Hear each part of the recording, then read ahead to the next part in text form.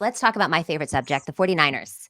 Now, Brady, I already know that you think that Baker Mayfield could be a good spot for him to be at the 49ers. What about Daniel Jones? You got Brock Purdy, got Trey Lance, you're John Lynch. Do you make a play for Danny Dimes in San Francisco? No, I mean, you've got so much invested in the Trey Lance. I personally feel like you have to figure out what you have in first. So it's not like a Danny Dimes deal, because I actually think with his skill set, he's great as far as decision maker. It would make a lot of sense in this offense. But I think you got to see what you have in Trey Lance first before anything else past this year. So for me, I'm not doing that deal. And I think in order to do that deal, you're most likely going to have to ante up a longer term contract, because he's going to be at least under the non-exclusive franchise tag. Yeah, I mean, I think you're at the make or break spot for Trey Lance, and Daniel Jones would be a pretty good fit in that offense just because of his mobility and I think his decision making would fit well with what Kyle Shanahan wants. But for me, it's like it's a tough spot. I'd be curious what you think as a Niners fan, Katie, because you have to. You're so pot committed to Trey Lance, and you do have Brock Purdy eventually coming back, that it's like you just can't go in a direction. It's just hard to go in a direction where you're loading up for another quarterback when you've got what you invested in Trey Lance. Agreed. I think it's no deal too. I just think you can't invest that kind of money in a quarterback when you have Trey Lance. And that's not to say, actually, like Brady's idea of bringing in Baker Mayfield, you find a lower cost guy who can start in 2023 if they have to, but you prefer that Trey Lance wins the job. But you can't go out and pay $40 million for Daniel Jones or Derek Carr or someone like that when you still have no idea what you have in Trey Lance. Yeah, I agree. I think we do need some kind of a veteran quarterback, but somebody a little bit more inexpensive on a 1-year deal. Daniel Jones would cost too much, and we don't really need him for that long. Okay.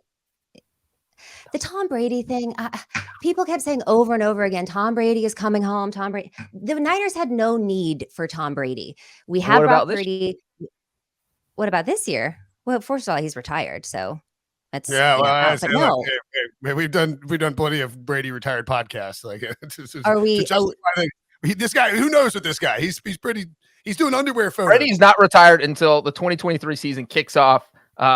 Didn't he file paperwork to be retired with the NFL? I mean, I think he did that to let everybody know, hello, I am actually retiring. But there's nothing that stops you from just reinstating yourself. That's the biggest misnomer. That's where Pete, who's been around the league forever, still doesn't seem to understand it and get it right. Most guys like JJ Watt, they never file them because there's no need to. When you're done, you're done, and you just make that decision. If they want to call you for drug tests, you say, okay, that's fine, but I'm not going to actually take it, and they can fail you or what have you, but there's no consequences from it. You're a loser. What is that clip? Okay, that was from our picks this year where Pete lost. Not only the regular season, but also the season. So also for a second there, I thought Pete had entered the chat and was terrified. Pete heard his name. It was coming in, all of a sudden just flying in from the top shelf, and he was screaming at us. But just a sound clip. That would actually be terrifying. Okay, let's talk about Derek Carr, who obviously will not be back with the Raiders this year. How about Derek Carr to the Patriots? Brinson, deal or no deal if you're Billy B? Nah, I say no deal. You got Mac Jones with a cheap rookie contract. Derek Carr, I have obviously a complicated relationship with the Carr family. As in you're their number one sworn enemy? Yeah, they all blocked me on Twitter. This is the thing about Derek Carr. What did you do? I tweeted out a video. How long do you have, Katie? This could literally take us 3 days to go through everything. All right, we already did the potato girl. Maybe we don't have time for Brinson gets blocked by the entire Carr family. When we do the Derek Carr signs emergency podcast, we can dive into it. But the thing with Carr is I worry about the market in particular where he goes, and this is sort of what I was saying about the blocking thing. He could go to the Jets, but man, that is going to be some scrutiny on you, buddy. And if you go to the Patriots, no less scrutiny if you try to take over. So I say no deal. I think he needs to go. I think the Saints are the right fit for him, somewhere where it's obviously a popular team, but not a intense media market. Derek Carr in New England is just going to be blocking reporters left and right. I think this year's all about Mac Jones in New England. I think you bring in Bill O'Brien to be the offensive coordinator because you need to figure out what you have in Mac Jones to make a decision after this year if he is the long-term answer. And so you got past whatever that was last year with Matt Patricia. Thank God that Mac Jones now gets an experienced play call in the NFL to help him out. But that's what this is about. I don't know that you want to bring in a guy in Derek Carr who is probably a little bit more mobile and obviously more experienced, but I don't know that he changes the dynamic there in a big way for you. And you'd also be admitting that we've got to move on from a first-round pick that we took in Mac Jones. So it doesn't make much sense to me. I think there's other fits, better fits. Probably every single team in the NFC South would be a better fit for Derek Carr right now, even though I know he's talking to the Jets as well as some other teams. I think Derek Carr would do just fine with the Patriots, but I'm also no deal. And it's basically echoing what they said. Derek Carr is going to want $35-40 million per year, and he is not $38 million better than Mac Jones, who's going to be getting $2 million per year. So I'm staying the course with the quarterback that I'm still developing. So I'm riding Mac Jones at $2 million a year rather than give Derek Carr a bunch of money. And if I'm Derek Carr, I sign with the Panthers. The Panthers. Yeah. Well, I mean, also the Patriots have what's his name? Bailey Zappi, the guy that looks exactly like Mac Jones, who did pretty well in who went in for Mac Jones a couple times. Yeah, Bailey Zappi's got a bit of a, was it Pete likes to call it a helium balloon for an arm? Like he likes to float it out there a little bit. I still think they like Mac too, but yeah, you're right. Like the Patriots, the fans don't like Mac. That I can say. Oh, the fans have been used to Tom Brady for 21 years. I mean, look, they loved Mac when he first got there as a rookie, and then they turned on him in the second year or whatever. I mean, it's a tough fan base to please when you have to fill in the shoes of Tom Brady. Good luck. Yeah.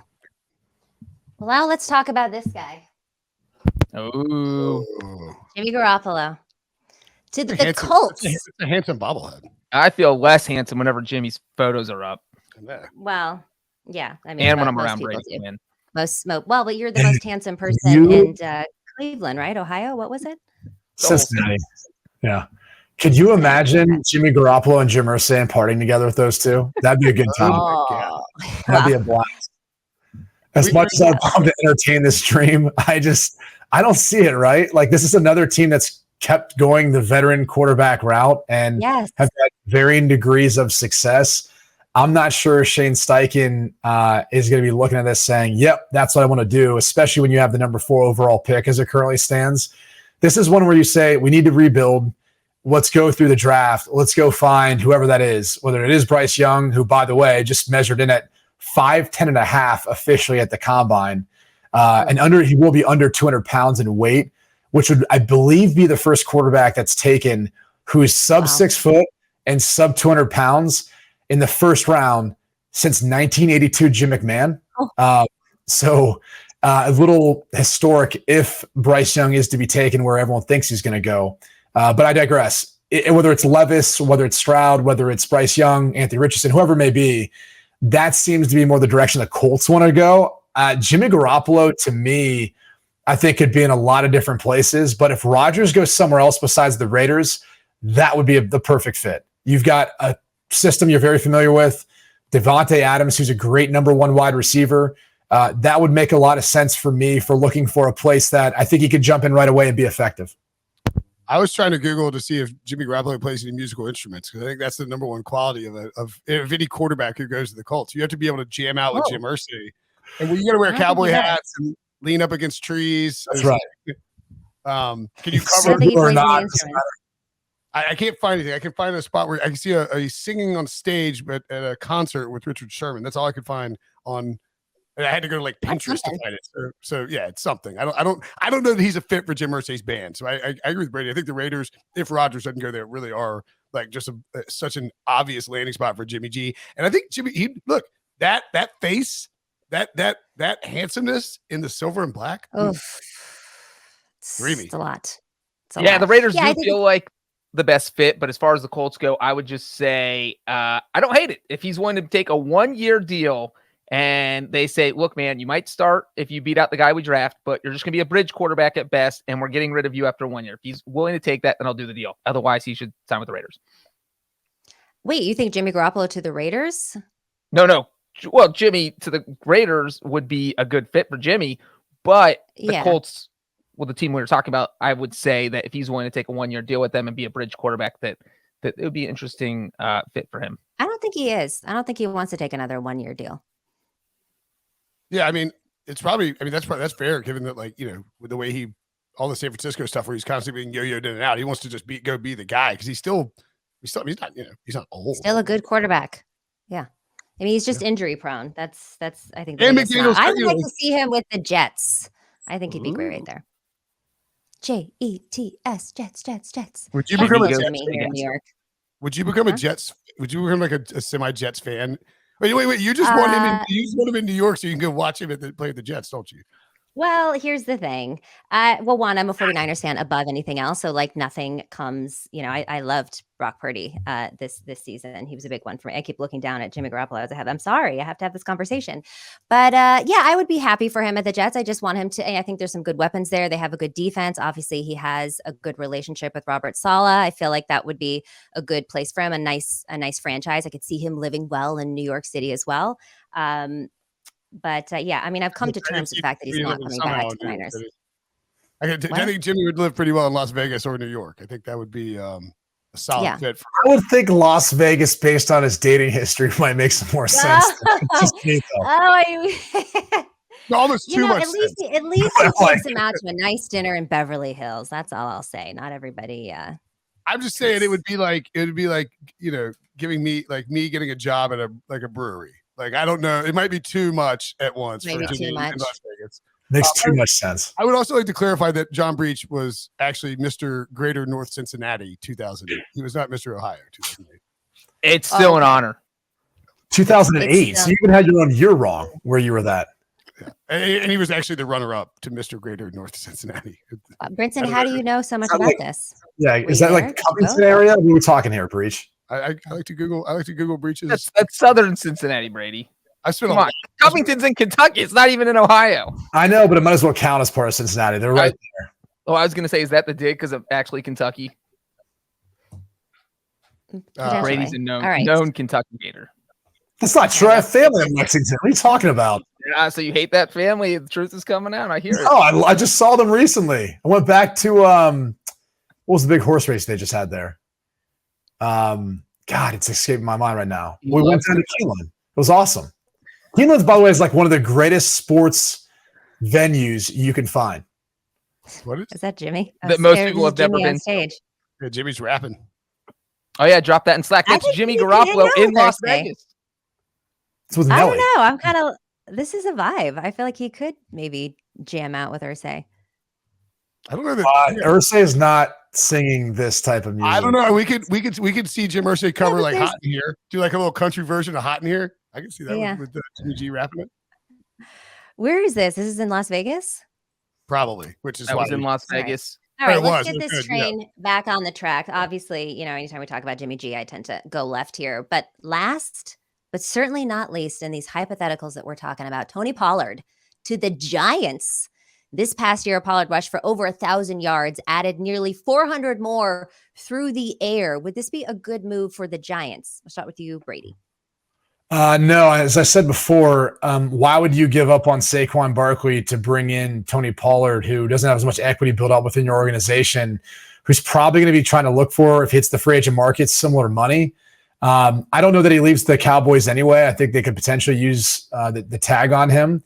And as I stated before, like, this is a good draft for teams like the Giants, who, if they were going to let Saquon Barkley go into free agency, go look at Bijan Robinson, go look at Jahmyr Gibbs. Both of those guys are very capable of filling in for the void left behind by Barkley. So I'm going to say no deal. And like I said before, I think it's because Dallas probably values Tony Pollard so much that they might be willing to tag him and keep him on the roster, and at least for the time being. Would that not be the most expensive running back room we've ever seen in the NFL, with Zeke's contract, along with whatever Tony Pollard would cost them this year? It would be pretty pricey. Although, and again, you pointed out, if they cut Zeke, and he has no guaranteed money left on his deal, so they really should cut him. I just don't know that Jerry will get there. The other thing too is to think about is because what we've seen so far from the Giants with Joe Shane and Brian Daboll there is sort of attempting to mirror what worked in Buffalo, with the guys that they worked with. And we've seen Buffalo has invested draft capital in the running back room, but has not gone out and tried to, like, I think you can look at the way they've invested in the running back position and fairly say that it would be surprising if the Giants went out and paid like a non-Saquon Barkley running back. Yeah, I think that would be a little crazy. If you're the Giants and you are going to spend money on the running back, then as Brady said, you get Saquon Barkley, get the guy that's already been in your system, but it might not make much sense to be spending $10, $11, $12 million per year on a running back, whether that's Tony Pollard or Barkley. If I'm Tony Pollard, I am calling Mike McDaniel and saying, hey, man, you got room for me down in South Beach? Because I think he could be a good fit in McDaniel's system, but I'll say no deal with the Giants. Well, in McDaniel's system with Miami, they've got a lot of running backs there. Do you think that they do have room for him? They love running backs. They'll make room. Well, even if they he don't have comes it. from the They'll make 49ers train. Yeah. Yeah, that's right. Just I mean, Jeff Wilson. Pollard is like the lead back in a Kyle Shanahan, a Shanahan style McDaniel system would be pretty hot. They can't have enough running backs in the roster. They're like, give me more running and backs. Raheem Mostert and Jeff Wilson are both going to be free agents. So at least you have two of those guys who might not be returning in 2023.